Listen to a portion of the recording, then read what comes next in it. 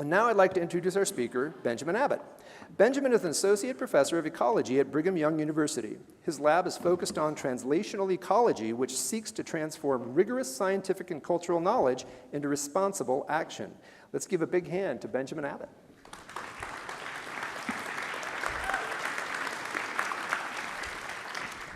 Thank you so much.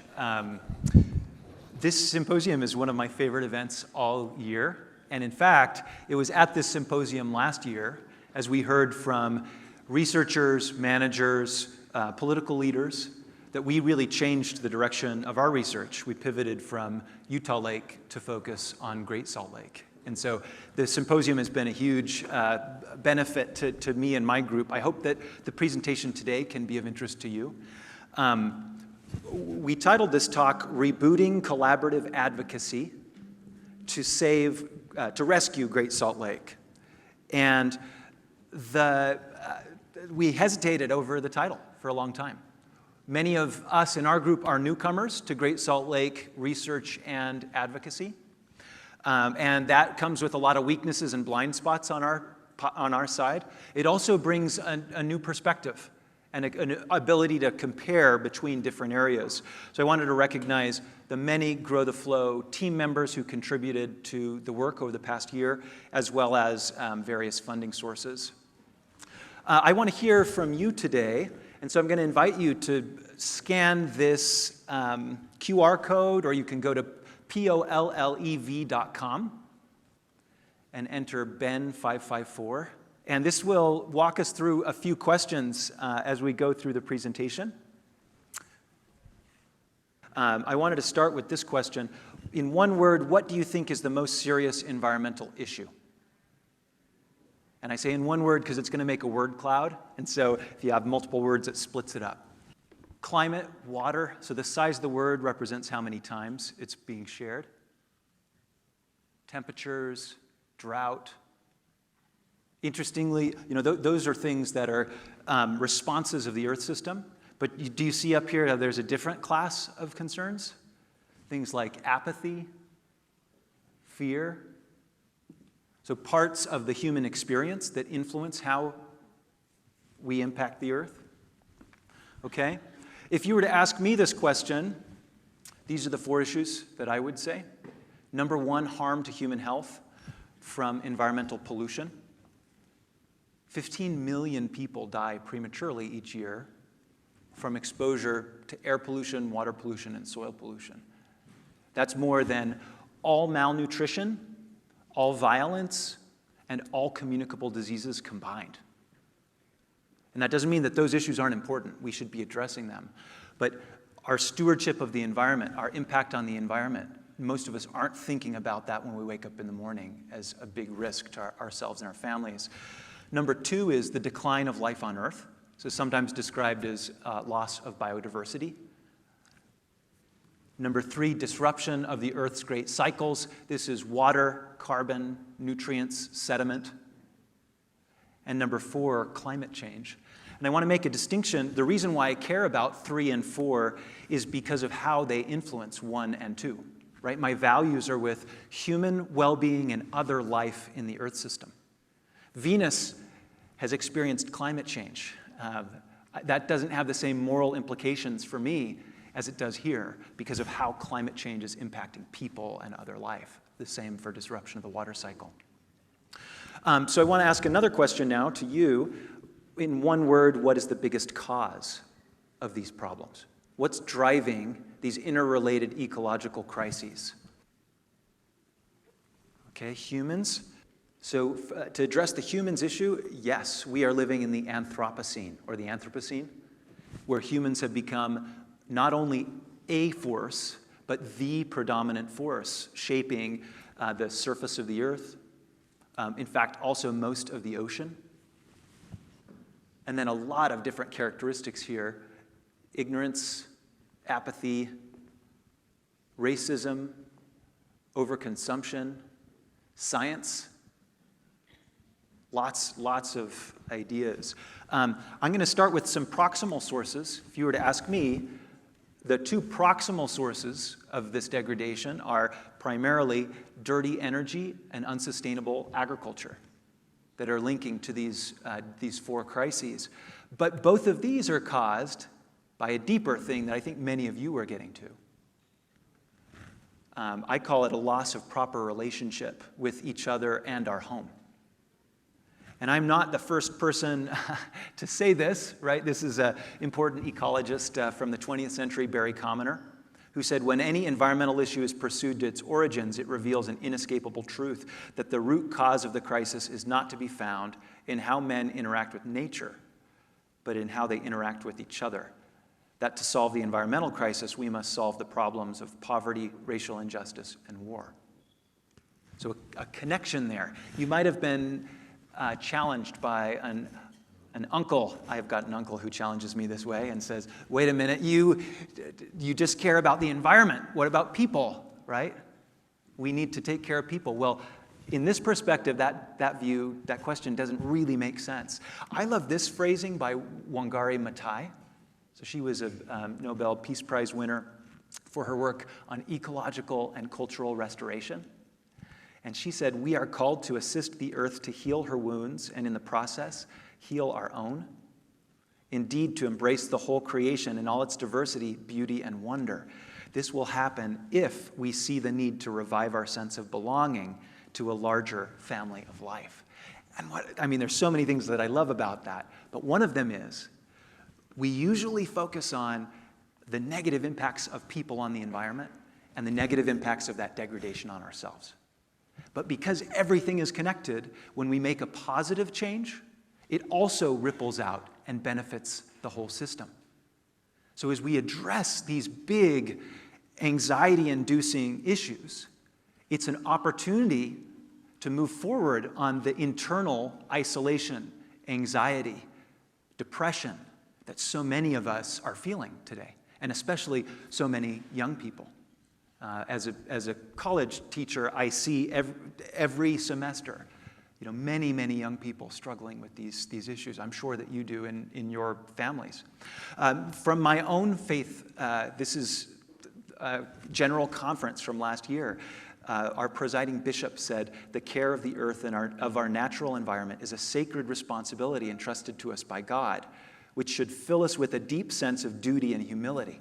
It is also an integral component of our discipleship. So this is an example from my faith. We see the same movement in faiths around the world, from Islam to different branches of Christianity and Judaism. It's been described by some modern theologians as the most important movement in religion today. And I was taught in my sustainable development course this model. It's sometimes been called the sustainable development model, or I call it the competing interests view, where you have these three things, right? Economy, environment, and society. And where they overlap, that is the sustainable development quadrant.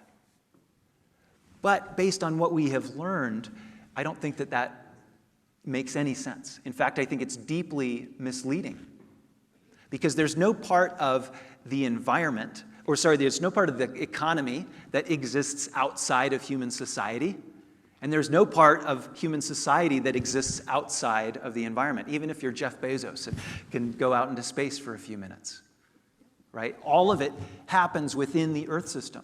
And so I think we need to take this hierarchical, nested view and acknowledge, yes, sometimes we're focused on the environment, humans, or society, or the economy. But we've always got to take into consideration that our home is the basis for all of it. So let's apply this to the issue at hand, right? Great Salt Lake. This is a time series put together by Doug Ramsey. It started the year that I was born and goes up till last year. And this is it's a little bit of a murder mystery, right? A whodunit. What's happening here? If we just look at the numbers, we'll compare it to the estimate, Wayne Wurtzbaugh's estimate of the long-term natural lake level. So not the long-term average that we've seen, but where it would be without human diversions. Then we have already lost 60% of the lake's area, about 3/4 of the lake's water. And so when we talk about Great Salt Lake, I think it's really important to emphasize this isn't a future issue, right? In fact, the lake is mostly gone now. It's mostly collapsed. But if we channel our interior Wangari Maathai and think about why can't we let the collapse go to completion? I want to ask you that question. For you personally, why can't we let Great Salt Lake die? So ecological duty, stewardship, right? Responsibility. Birds, arsenic, air, home. That's a beautiful way to phrase this. This is our home, right? It's a part of our legacy. It's where we want to continue living. Has anybody been asked, you're all water experts, has anybody been asked, when should I leave? I got a call the other day from a parent who didn't even want their child to come to the University of Utah for a few years because of exposure to the dust. I told him there are many reasons to not go to University of Utah. But that's not one of them, right? We've got to fix this. Thank you. Feel free to continue putting those up there. I think of these three categories. Habitat, right? A crucial stepping stone in the Pacific Flyway, 10 to 12 million birds each year. Human health. This is a picture in the upper right of the Salton Sea, right? Another terminal lake. And what I like about this picture is you see this toxic dust plume being deposited on the agricultural fields that are driving the decline of the lake, right? And so this idea that we can have our economy without taking care of our home doesn't make any sense. And then finally, the $2.5 billion of direct economic benefit from the lake, and I have not yet seen a comprehensive estimate of what the indirect importance of the lake is. Right? If we think about property values and the statistical value of human life, I hate that term, but it's how economists quantify impacts on health. And then I really agree, this idea of home. For me, the stakes are high because this is a reflection of our values. Are we going to be a people who are known for having lost our lake, or are we going to be known as the people that figured this out? That cracked the code. So let's look around and think about what has worked elsewhere. Anybody recognize this water body? The Aral Sea. Not the Aral Sea. That's more round shape. This is the Caspian Sea, the largest terminal lake in the world. You can see how large it is by the curvature of the Earth. I want to ask you a science question. If we think about the entire global lake volume, so freshwater lakes and saline lakes, what percentage of the global lake volume is on the saline side? Okay. Most people said a quarter, looks like. The answer is about 50%. Now, I didn't think that the gasp would be audible, but thank you. Makes me feel really good. We sometimes think of these lakes as weird ecosystems, uncommon ecosystems. A quarter of the Earth's surface is internally draining. And half of global lake volume is in these lakes. So there actually are lots of opportunities to learn from. It also emphasizes how important it is to figure this out. It is not just a local issue. This is a global issue. And there are similarly terrifying time series for many other lakes, right? This is an example from Iran, Lake Urmia. And in this case, they counted on, well, first, many in the government blamed the weather and even blamed climate, right? This isn't about diversions, it's about what's happening, it's about a short-term drought.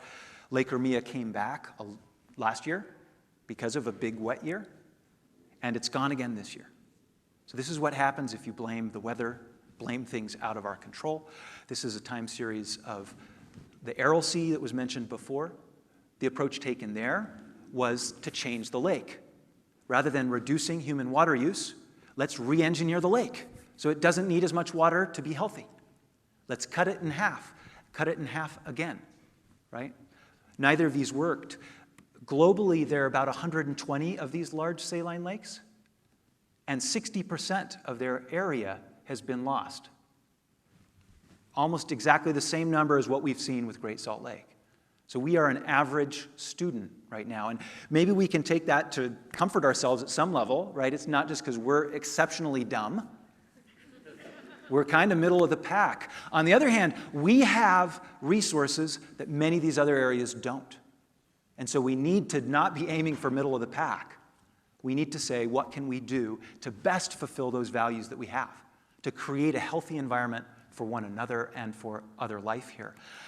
If we add together all of the water being lost from these lakes, it is 106 gigatons of water a year. That is 66 cubic miles of water each year is being exported from these lakes.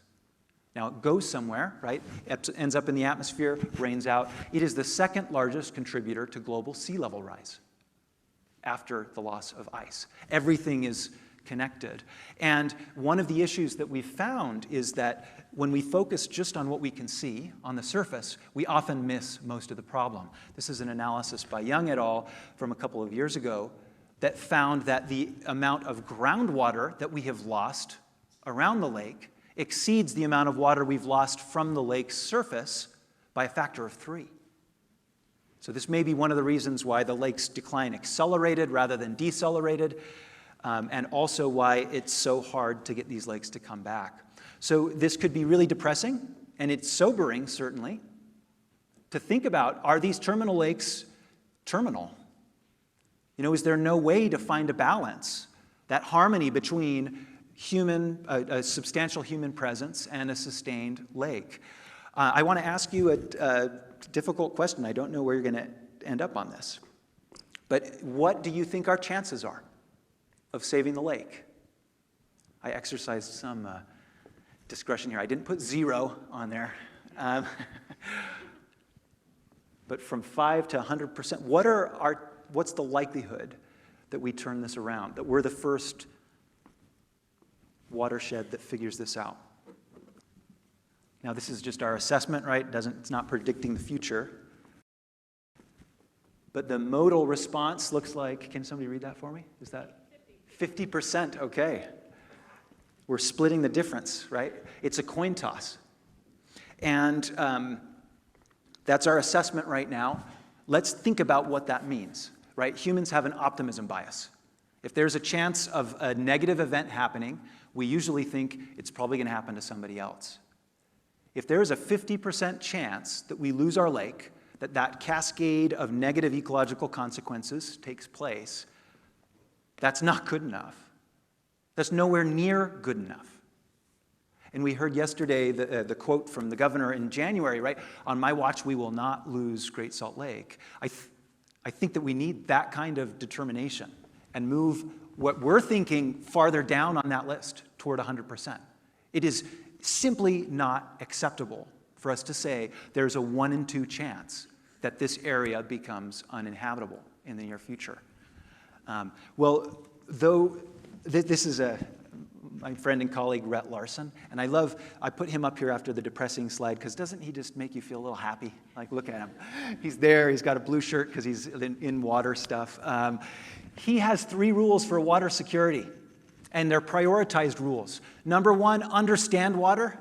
Number 2, conserve water. Number 3, after you have maxed out number 1 and 2, done everything you can, augment water as little as possible. And the reason why this is prioritized is because up at the top of the list, these things are preventative, scalable. We can do them quickly. We can roll them out. They are efficient, resilient, and they have co-benefits. Guess what? When you're wasting less water, that brings all kinds of good things, right? On the bottom of this list, these things are reactive, less reliable, costly, often counterproductive. Right? Our efforts to augment water are the reason why Great Salt Lake is in decline. European immigrants lived here for 100 years before the lake shifted into structural decline. It was only when we built these big dams and pipelines that the lake started to disappear. So what we're trying to do is this new movement called Grow the Flow. And we call it a movement rather than an organization because there are many, many organizations that are already in existence that are doing fabulous, fabulous work. We do not want to compete with them. We do not want to replace them. We want to facilitate that work. This is our logo, and this is our goal, to replenish the lake to above 4,200 feet by the year 2033, so 10 years from now. And our theory of change has really evolved, even over just the few weeks of our existence. This is a figure from Terry Chapin's recent paper on Earth stewardship. And I used to think that policy was the main tool for solving these problems. We get the right policy in place, and it trickles down and affects how the system works. That sometimes happens. But what Terry and others are pointing out here is that the more durable, lasting, and profound change is when there is a shift in our culture and values. And in fact, when that awakening happens, when we realize and start to identify with the lake, when it becomes a part of our DNA, then the policies follow. And so we think that rather than yelling at our leaders, we need to recognize that our leaders are mainly followers. And they are following us. Right? They are following public opinion. Now, not just polling, but actual involvement. And so we have 4 initiatives. We're supporting lawmakers, lawyers, managers, and others through a water policy accelerator. Brigham Daniels is leading that effort through the Stegner Center at University of Utah. For those of you who gave me a thumbs down, I love University of Utah. I'm leading the Public Action Network. We're seeking to build a diverse coalition of 100,000 people, not just in the watershed, but in the whole region. Right? Because who is deciding policy about Great Salt Lake? Is it only those in the watershed? No. Right? Every representative, every senator has the same vote wherever they are.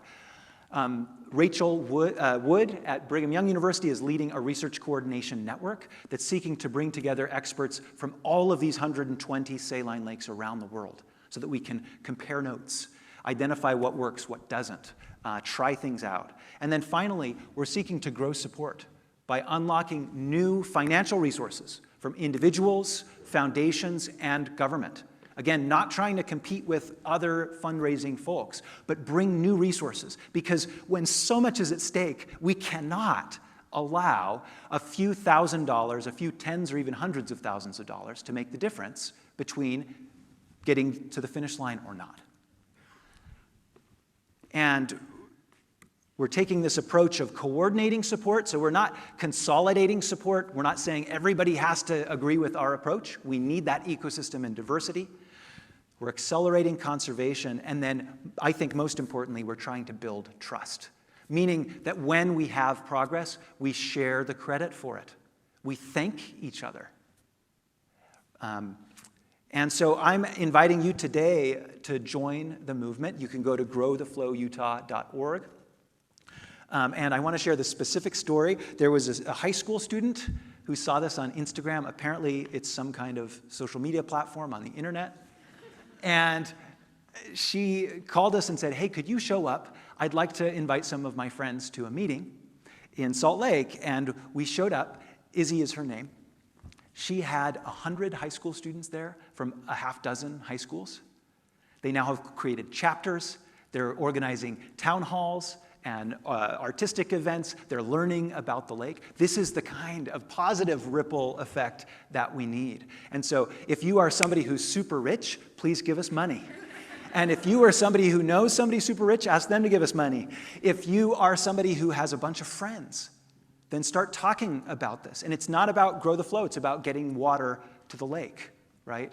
And so I'm going to end there and open up. This is just a Q&A, but also suggestions. You can add these to the list. If you have any questions that you'd like to ask or suggestions and criticisms that you'd like to make, you can add them here. You also are welcome to come up to the microphones and raise your hand. Thank you.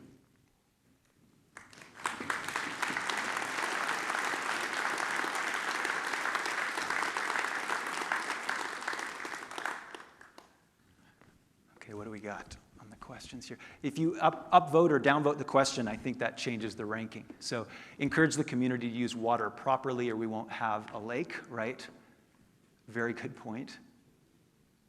Mandate less use of public water. So that's lots of details in there that go talk with the Water Policy Accelerator, right? I'm on the I'm on the ecology side. How do we get big ag on board? That's a great question. I have seen a real shift in the agricultural community, a realization that we are in this watershed together, and a shift from thinking, hey, this isn't a problem, we're going to protect our water rights, to saying, we want to do this in a compensated and consensual way, because we recognize if we don't, then the alternative is not just that the lake disappears, it's that the federal government intervenes, right, and their takings. So there has been progress on that. Now, that's mainly a kind of a negative way of bringing the community together. And one of the questions that we're asking is, how do we tell stories about individual farmers who are real leaders? We could view farmers or members of the Church of Jesus Christ of Latter-day Saints or legislators or any of these groups as just opponents, right, that are part of the problem. Or we can say, how can we change that relationship? Yes? Yeah, so the question was, how much of the overall consumptive water use is from alfalfa?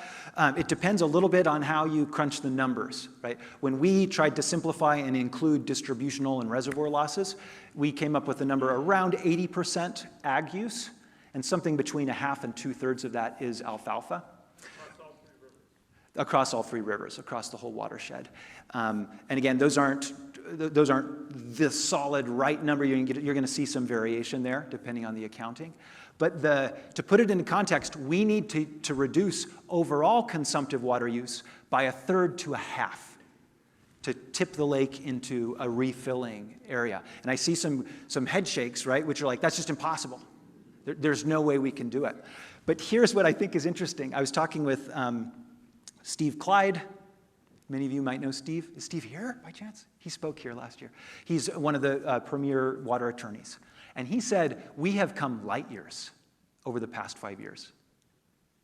There are things that were impossible to even imagine that now are possible because of changes that we've made. Updates to water law, new relationships, new views, right? Even with the big snow year, 80% of Utahns want the state to be moving faster on Great Salt Lake conservation.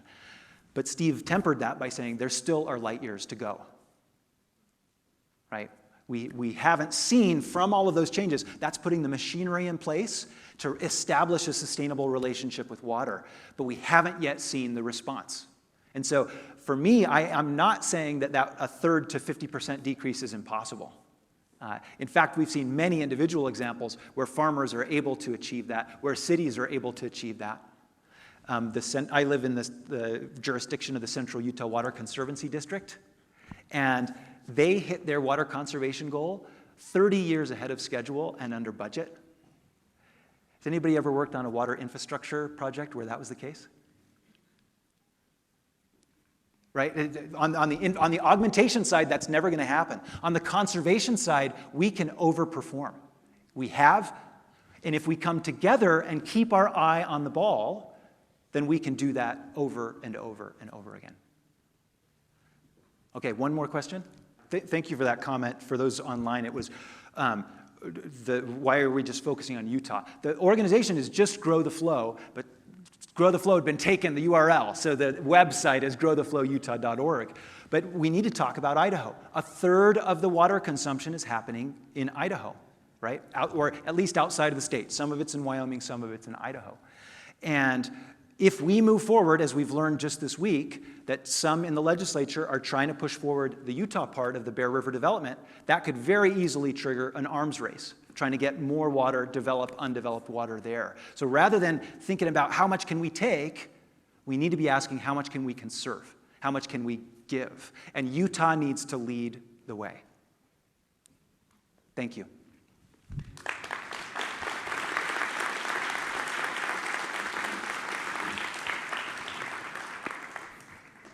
Okay, thank you so much. I mean, Ben, I really think you needed to end that with a mic drop. That was masterful. Thank you so much. What a way to start the symposium. Again,